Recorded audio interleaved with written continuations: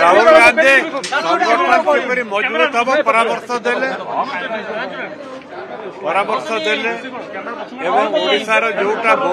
मौलिक कारण जाक ओडिशा रे जोटा पब्लिक मीटिंग रे कहिथिले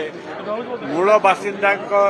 जो अधिकार अच्छे प्राकृतिक संपद उपरे सेटा किपरि लुट होउछि नारी निर्यातना हरिजन अत्याचार तेणु ए सब विषय रे जहाँ से पब्लिक मीटिंग रे कहिथिले माहौल तैयारी करबा संगठन करबा आंदोलन करबा जो कार्यक्रम ओडिशा रे चलीचे ताको आउरी आगे नबा समस्ते मिलीमिशे काम करबा को कहिसंती मिलीमिशे काम करिवे एवं महिला आदिवासी हरिजन संख्यालघु जोटा आम जनगणना कथा कहूँ समाज न्याय संविधान बचाओ जाति जनगणना ए सबू को आधार करी ए सबू को मौलिक